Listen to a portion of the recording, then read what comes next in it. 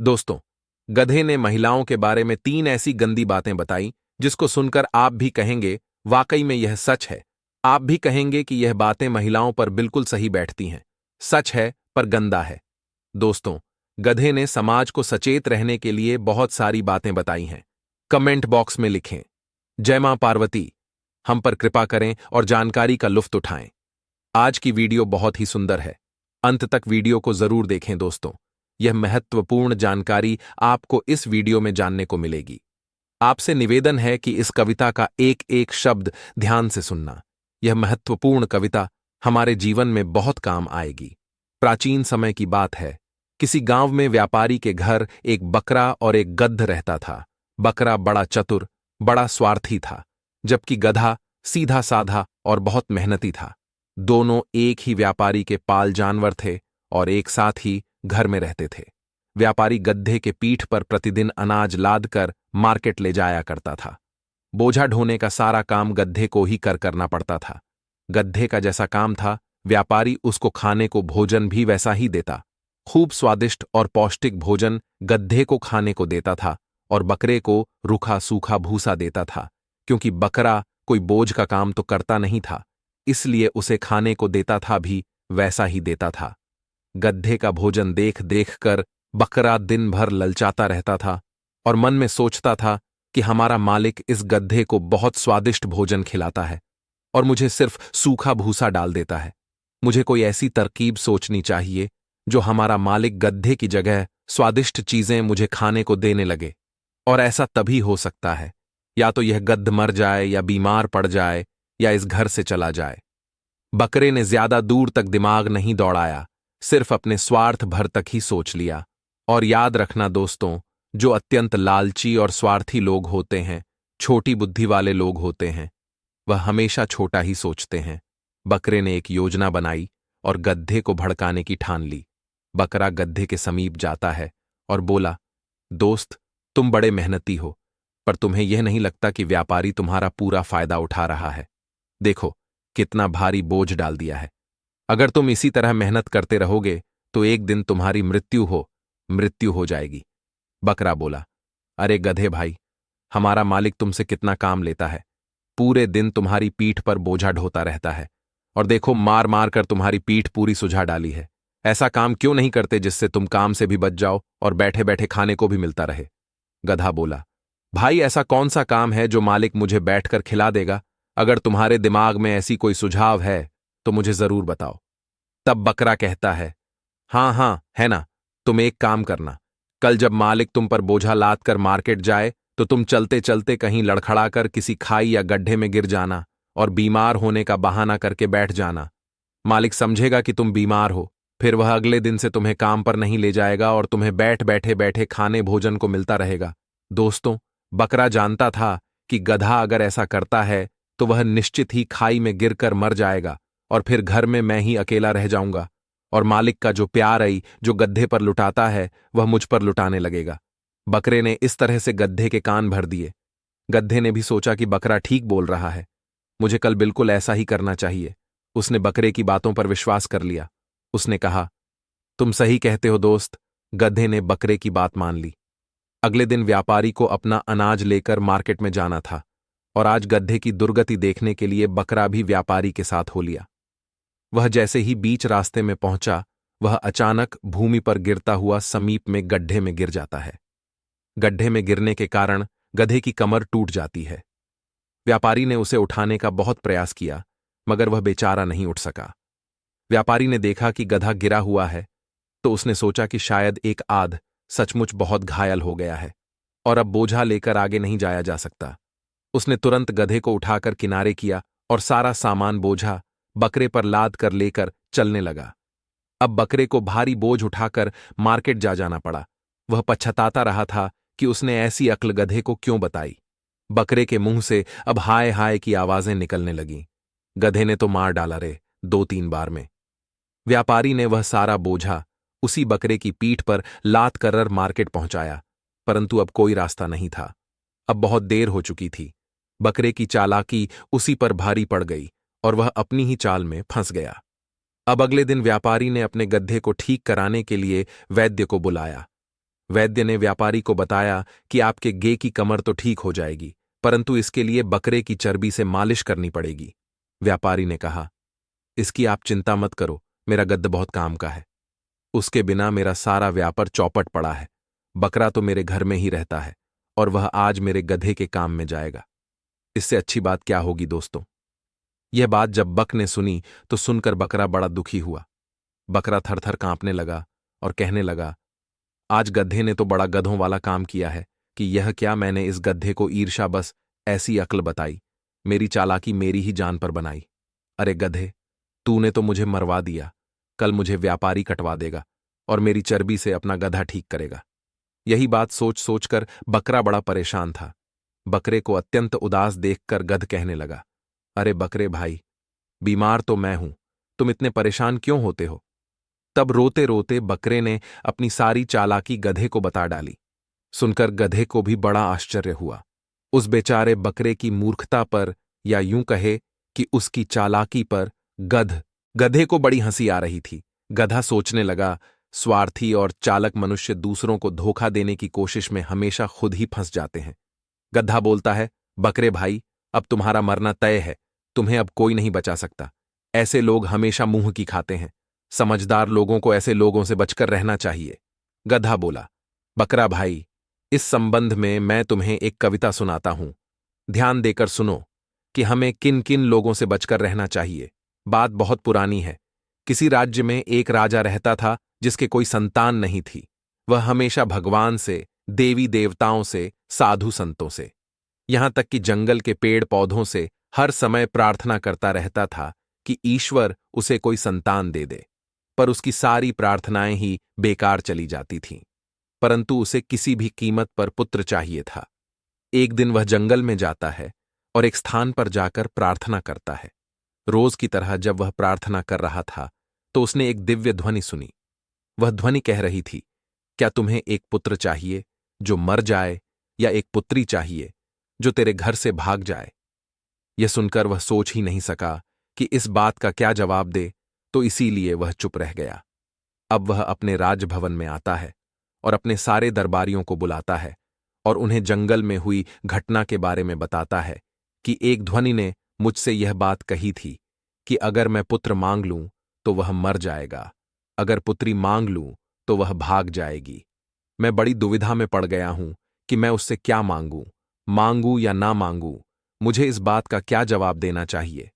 राजा की बात सुनकर राजा के दरबारी जन राजन को सुझाव देते हुए बोले कि राजा, यह तो बड़े ही धर्म संकट में डालने वाली बात है। अगर आप पुत्र को मांगते हो और जन्म के कुछ दिन बाद वह मर जाता है तो यह ठीक वैसा ही है जैसे किसी बच्चे का ना होना। इसलिए हम सबकी राय यह है कि ना होने से अच्छा है कि वह होना चाहिए। इसलिए आपको पुत्री मांगनी चाहिए, क्योंकि अगर पुत्री भाग भी गई तो भी वह कम से कम जिंदा तो रहेंगी और आप उसे कभी भी देख सकते हो। दूसरी बात, यदि हम पहले से ही सतर्क रहेंगे और पुत्री की कड़ी सुरक्षा व्यवस्था और उस पर हर समय चौकसी रखेंगे तो वह भाग भी नहीं पाएगी। पुत्री का भागना और ना भागना तो हमारे हाथ में है, परंतु लड़के का मरना और उसे बचाना हमारे हाथ में नहीं है। और यदि पुत्री हो गई तो हम उसे ताले में बंद करके भी रख सकते हैं ताकि वह कहीं भाग भी ना पाए। दोस्तों, दरबारियों की राय लेने के बाद फिर से राजा जंगल में जाता है और उसी जगह जाता है जहां वह रोज आकर प्रार्थना करता था। राजन के समक्ष वही ध्वनि फिर सुनाई देती है, हे राजन, हम तुम्हारी प्रार्थना से प्रसन्न हैं। हम तुम्हें यह संतान देने के लिए विवश है, परंतु तुम्हें एक ऐसी संतान चाहिए। क्या तुम्हें एक पुत्र चाहिए जो मर जाए, या एक पुत्री चाहिए जो भाग जाए। राजन ने कुछ देर सोच विचार करने के बाद में उस आकाशवाणी को जवाब दिया कि मुझे एक पुत्री चाहिए जो भाग जाए। आकाशवाणी ने कहा, जाओ, ऐसा ही होगा। समय आने पर तुम्हारी पत्नी के घर गर्भ से एक पुत्री जन्म लेगी जो आगे चलकर भाग जाएगी। इधर गधा कहता है, हे बकरा भाई, अब आगे सुनो। उस आकाशवाणी की कही हुई बात बिल्कुल सही साबित हुई। समय आने पर रानी ने एक सुंदर पुत्री को जन्म दिया। पुत्री होने के बाद राजा सदमे में आ गया, क्योंकि वह पुत्री के चरित्र से पहले ही अवगत था। राजा को पुत्री को लेकर चिंता होने लगी। भक्त तो शहर से कई मील दूर राजन का एक बगीचा था जिसके बीच एक राजभवन बना हुआ था। पुत्री के भाग जाने के डर से वह अपनी पुत्री को उसी बगीचे वाले राजभवन में लेकर जाता है और एक आया के साथ उसने अपनी पुत्री को उसी राजभवन में छोड़ दिया। राजन और महारानी हमेशा उनसे मिलने के लिए वहां चले जाते थे ताकि वह पुत्री राजन और महारानी से मिलने के लिए जिद न करें और वह नगर से शहर से अपरिचित रहे।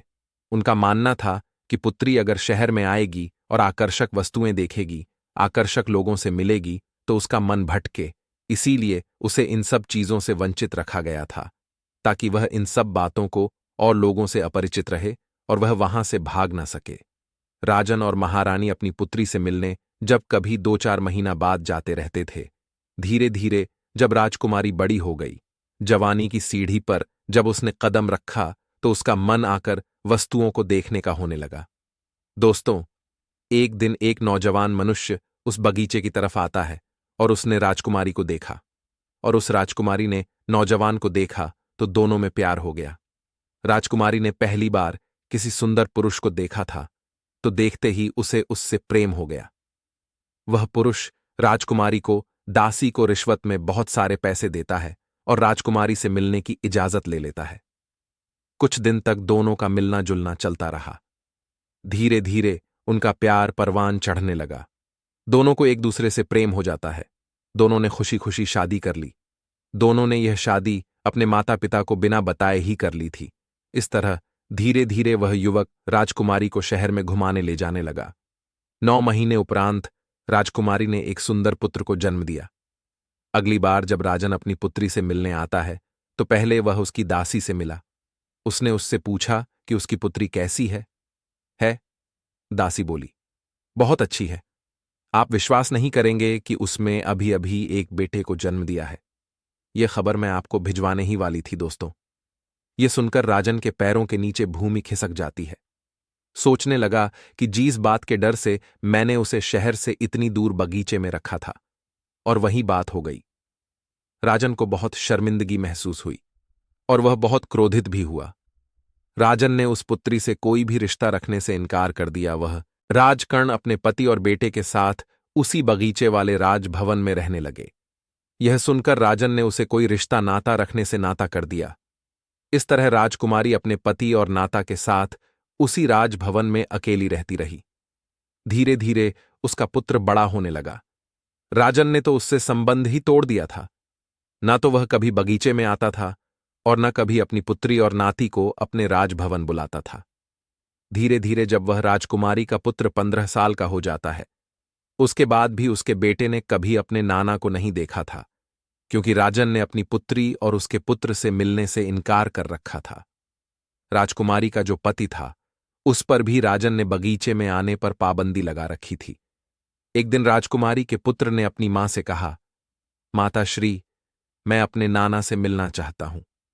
उसकी मां ने कहा, हां पुत्री, क्यों नहीं जाओ, तुम उनके राजभवन में चले जाओ और उनसे से मिलाओ। तुम्हारे नाना इसी शहर में रहते हैं। मेरे साथ साथ वह तुमसे भी नफरत करते हैं। शायद उनका मन बदल जाए।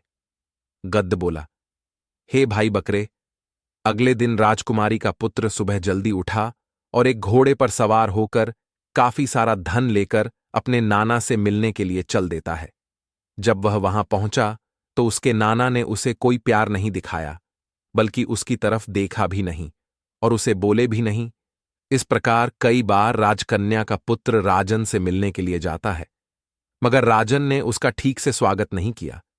कुछ दिनों के बाद वह राजकन्या का पुत्र अपने नाना से कहता है, नाना जी, आप मेरी मां से और मुझसे इतने क्रोधित क्यों रहते हैं? लड़के की बात का राजन ने कोई उत्तर नहीं दिया। लड़के ने फिर पूछा, नाना जी, आप कुछ बोलते क्यों नहीं? आप मेरी मां को कौन सी शर्त पर माफ कर सकते हो? मुझे बताओ, मैं आपकी वह हर शर्त पूरी करने को तैयार हूं। राजन कहने लगा, पुत्र, मैं तुम्हें और तुम्हारी मां को एक शर्त पर माफ कर सकता हूं। जब तक तुम जंगल में रहने वाली मायावी जादूगरनी का सर काट कर नहीं लाओगे, तब तक मैं तुमसे नहीं बोलूंगा। यदि तुम उस मायावी जादूगरनी का सर काटकर मुझे लाकर दे दोगे तो मैं तुम्हें और तुम्हारी माता श्री को अपना लूंगा। राजकुमार बोला, नाना जी, आप चिंता ना करिए, मैं आपकी यह इच्छा अवश्य पूरी करूंगा। मैं उस मायावी जादूगर गरनी का सर काटकर अवश्य लाऊंगा। राजन बोला, यही तो मैं चाहता हूं कि तुम वहां जाओ और उस मायावी जादूगरनी का सर काट कर लाओ।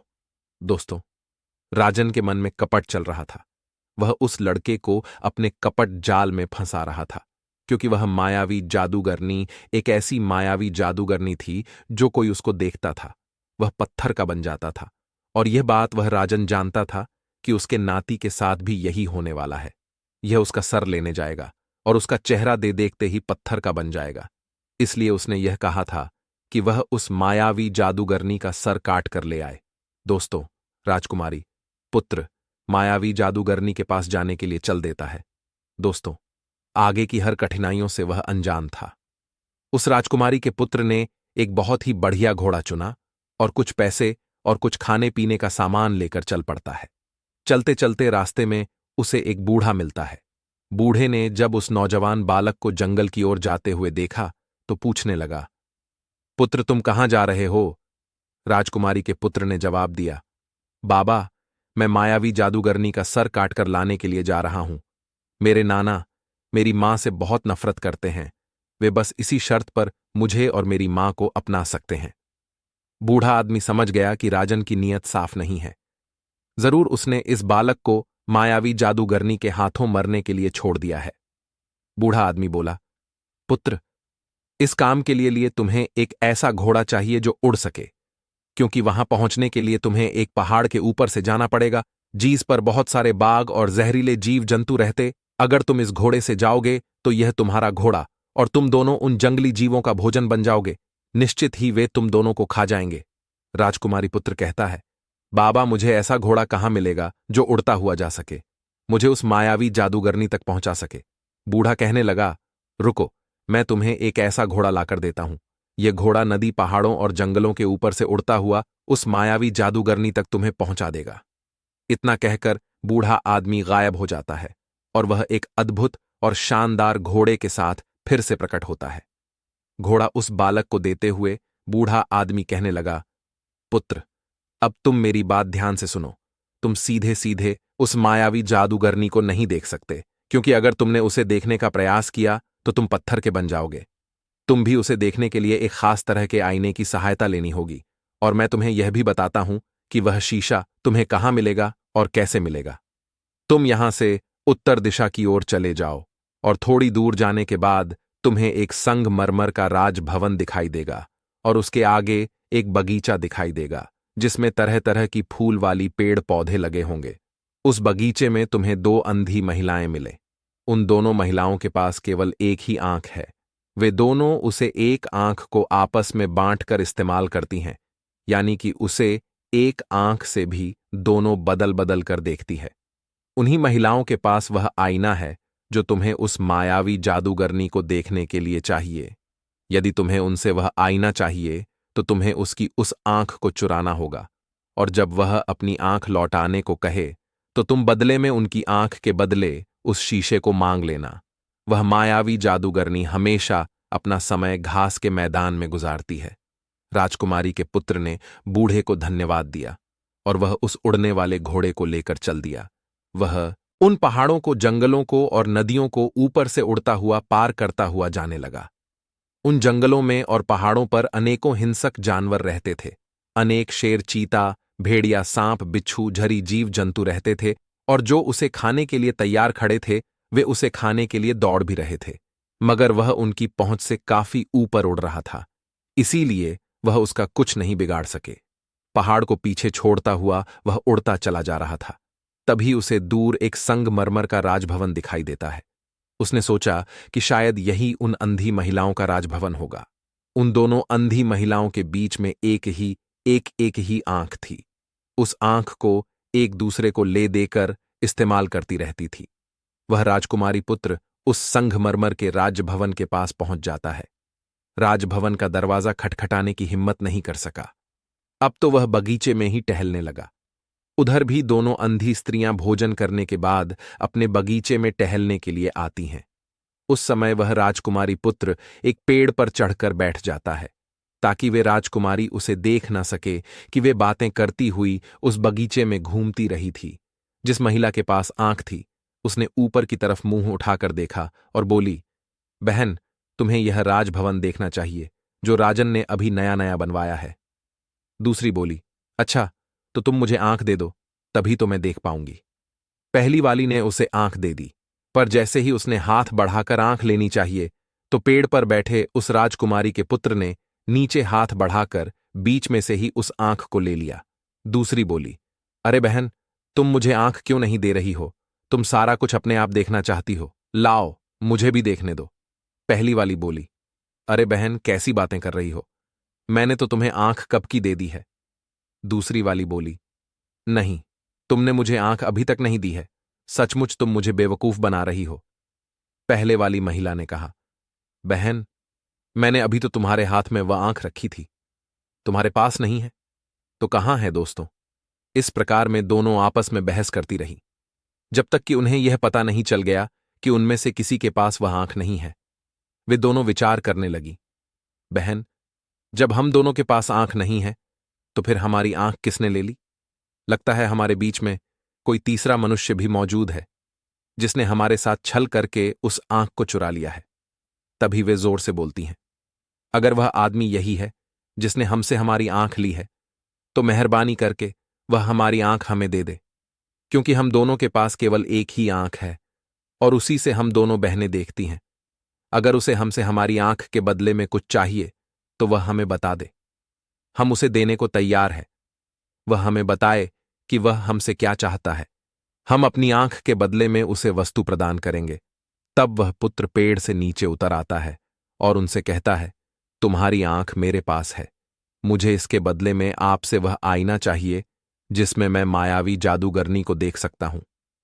उन दोनों महिलाओं ने कहा, पुत्र, पहले तुम हमारी आंख हमें वापस कर दो, तभी तो हम तुम्हें ढूंढ कर दे सकेंगे। दोस्तों, उस राजकुमारी के पुत्र ने उनकी वह आंख लौटा दी।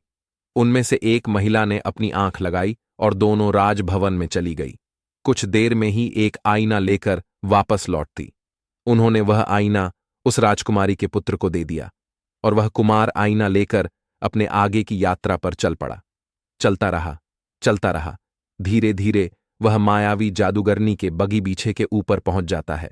बगीचे में से सुंदर सुंदर फूलों की सुगंध हवा में ऊपर आ रही थी। जैसे जैसे वह आगे बढ़ता गया, फूलों की खुशबू और तेज होती चली गई। पुत्र धीरे धीरे घास के मैदान में बने एक सुंदर राजभवन के पास पहुंच जाता है। उस मैदान में फूल ही फूल लगे थे। वह मायावी जादूगरनी अपने घास के मैदान में घूम रही थी। उस राजकुमारी के पुत्र ने अपना घोड़ा थोड़ा पीछे किया और उसने मायावी जादूगरनी की तरह पिट कर ली और फिर उसी शीशे में देखता हुआ वह मायावी जादूगरनी की ओर बढ़ने लगा। मायावी जादूगरनी को अपनी ताकत पर बहुत विश्वास था कि वह उसे देखते ही लोग पत्थर के बन जाते हैं, और अपनी इसी ताकत के भरोसे पर वह किसी से बचकर भी कहीं भागने की कोशिश नहीं करती थी। मायावी जादूगरनी बगीचे में ही घूमती रहती थी। राजकुमारी पुत्र उसे शीशे में देखते हुए उसके पास तक पहुंच जाता है और अपनी तलवार घुमाकर चलाते हुए उसका सर काट लेता है। उसके सर से थोड़ा सा खून निकला जो भूमि पर गिरते ही सांपों के रूप में बदल गया। उस राजकुमारी के पुत्र ने शीशे में देखते हुए वह सर एक थैली में रख लिया और उड़न घोड़े पर बैठकर आकाश में उड़ गया। उड़ते उड़ते वह एक बंदरगाह पर पहुंचा जो समुद्र किनारे बना हुआ था। समुद्र के किनारे वह राजकुमारी पुत्र जाता है तो वहां उसे एक सुंदर सी लड़की काले कपड़े पहने दिखाई देती है। वो लड़की वहां खड़ी होकर रो रही थी। उसने उस राजकुमारी के पुत्र को देखा तो वह लड़की चिल्लाने लगी, चले जाओ, यहां से चले जाओ, यहां अगर सांप आ गया तो वह तुम्हें भी खा जाएगा। वह रोज एक जिंदा आदमी को खाता है। आज मेरी बारी है, इसलिए मैं यहां उसका इंतजार कर रही हूं, पर तुम यहां से चले जाओ। तुम कौन हो? राजकुमारी के पुत्र ने उसे धीरज बनाया। देखो, तुम घबराओ नहीं, मैं तुम्हें उस सांप से बचा लूंगा। लड़की रो रोते बोली, यह नामुमकिन है, उस विशाल से सांप को मारना बहुत कठिन काम है। राजकुमारी पुत्र उसे तसल्ली देते हुए बोला, तुम डरो नहीं और आओ, मेरे घोड़े पर बैठ जाओ। इतना कहकर राजकुमारी के पुत्र ने लचकी को अपने घोड़े पर बैठा लिया। उसी समय पानी में छपाक सी ध्वनि सुनाई देती है। वह ध्वनि उसी सांप की थी जो समुद्र से बाहर निकलकर उसे खाने वाला था। तो राजकुमारी के पुत्र ने लाड़की से अपनी आंख बंद करने के लिए कहा और उसने भी अपनी आंखें बंद करके थैले में से उसी मायावी जादूगरनी का सर निकाला लिया। उधर सांप ने पानी में से अपना सर बाहर निकाला तो उसे मायावी जादूगरनी का वह सर दिखाई दिया। सर देखते ही वह सांप तुरंत पत्थर का बन गया और समुद्र में डूब गया। वह लड्डे अचकी एक राजा की लड्डे चकी थी, तो लड़की को सांप से बचाकर वह राजकुमार उसके माता पिता के पास ले जाता है। राजा और महारानी दोनों ही अपनी लडेजकी को जिंदा और सही सलामत देखकर बहुत खुश होते हैं। इसके बदले में राजा ने अपनी लड़ी डीडीएचकी की शादी राजकुमारी के पुत्र से कर दी और वह राजकुमारी पुत्र कुछ दिन उनके पास रहा। उसके बाद वह पुत्र राजकुमारी को साथ लेकर अपने राज्य के लिए लौट आता है और कहा, मैं खुद ही अपने राज्य का राजा हूं और उसे वापस लौटना है। राजकुमारी को लेकर वह अपने नाना के पास पहुंचा। राजन अपने नाती को जिंदा वापस आया देखकर बड़ा आश्चर्यचकित होता है और साथ ही कुछ दुखी भी होता है। राजकुमारी पुत्र बोला, नाना जी, आप यही चाहते थे न कि मैं जाऊं और मायावी जादूगरनी का सर काटकर ले आऊं, तो देखिए मैं उसका सर काटकर ले आया हूं। इतना कहकर उसने अपनी आंखें बंद करके मायावी जादूगरनी का सिर्फ थैले से निकाला और राजा के सामने कर दिया। जैसे ही राजन ने उसका सर देखा तो वह राजन पत्थर का बन जाता है। दोस्तों, इसे उसकी करने का दंड मिल जाता है। उसके बाद राजकुमारी पुत्र अपने माता पिता के पास वापस चला जाता है। बाहर से उन सबको लेकर वह अपने नाना के राज्य में लौटता है और अपने नाना के बाद वह राजकुमारी पुत्र वहां का राजा बन जाता है। उस राजकुमारी से उसकी शादी हो गई थी और वह खुशी खुशी उसी नगर में रहने लगी। दोस्तों, इस कविता में सीखने वाली बात यह है कि ऐसे 4 प्रकार के लोग जो आपके सामने आपके भले बनने का दिखावा करते हैं, परंतु भीतर से आपको नष्ट करने का षड्यंत्र रचते रहते हैं, उन लोगों से बहुत ही सावधान रहने की जरूरत है, क्योंकि वह लोग मुंह के मीठे और मन के बहुत कड़वे होते हैं। उनके मुख में अमृत और हृदय में हलाहल होता है। ऐसे लोगों को पहचानना बहुत कठिन होता है, जो आपके साथ रहकर आपका नुकसान करते रहते हैं। अब सवाल यह है कि उन्हें कैसे पहचानें। तो दोस्तों, एक गधे ने उनकी कुछ पहचान बताई है। नंबर 1, ईर्ष्यलु। मनुष्य जो लोग आपके अच्छे काम हैं, सफलता और गुणों से जलते हैं और सामने से आपके दोस्त होने का नाटक करते हैं, वे आपको हानि पहुंचाने के लिए गुप्त रूप से योजना बनाते हैं और आपके समूह आपके गुण गाते रहते हैं। ऐसी दमोही चेहरे वालों से हमेशा सावधान रहना चाहिए। नंबर 2, मतलबी मौका परस्त लोगों से। ऐसे लोग केवल अपने फायदे के लिए आपके साथ होते हैं। वे तब तक आपके पक्ष में रहते हैं जब तक उन्हें आपसे कोई फायदा मिलता है, वे पीछे नहीं हटते। नंबर 3, ऐसे मनुष्य जो आपकी तरक्की से, आपके हुनर से जलता हो। यह लोग अंदर से आपको पसंद नहीं करते और आपके ऊपर तो नेगेटिव भावना रखते हैं। हालांकि सामने से वह आपके हिताशी होने का दिखावा करते हैं, परंतु उनका असली दोष आपको गिराना या कमजोर करना होता है। ऐसे लोगों से हमेशा सावधान रहना होगा और उनके इरादों को समझना बहुत ही महत्वपूर्ण है। चौथे प्रकार के लोग वे हो सकते हैं जो आपके सामने स्वयं को लज्जित या शर्मिंदा महसूस करते हैं, या आप उनके किसी ऐसे राज से वाकिफ होते हैं जो उन्हें कमजोर, बदनाम या पराजित कर सकता है। यह लोग इस कारण आपसे भयभीत होते हैं और अपने भीतर असुरक्षा का भाव रखते हैं। उनकी यह सुरक्षा धीरे धीरे आपको बर्बादी की ओर ले जाती है, क्योंकि वे आपके प्रति विश्वास और द्वेष पाल लेते हैं। यह लोग अपनी सुरक्षा के कारण आपको एक खतरे के रूप में देखते हैं और इसी कारण से आपको नीचा दिखाने या नुकसान पहुंचाने का प्रयास करते हैं, क्योंकि आप उनके किसी गहरे राज्य से अवगत हैं। वे इस तरह डर में जीते हैं कि आप उनका कब पर्दाफाश कर सकते हैं, इसलिए वे आपके प्रति अंदर ही अंदर शत्रुता पाल लेते हैं। रिश्तों में झूठी विनम्रता। ऐसे लोग आपके सामने झूठी विनम्रता और सम्मान दिखाते हैं, परंतु उनके भीतर आपकी ओर नेगेटिव भावनाएं होती हैं जो समय के साथ हानिकारक बन सकती हैं। गधा बोला, बकरे भाई, तुम्हारे जैसे लोग जो अंदर ही अंदर लोगों की खुशियों से जलते हैं, उनका उसी राज्य की तरह हाल होता है। दोस्तों, अपनी चालाकी के कारण बकरा मर गया और उसकी चर्बी का इस्तेमाल गधे की कमर ठीक करने के लिए किया गया। दोस्तों, वीडियो अच्छी लगी हो तो वीडियो को एक लाइक अवश्य करें और हमारे चैनल को सब्सक्राइब जरूर करें और कमेंट में जय मां पार्वती अवश्य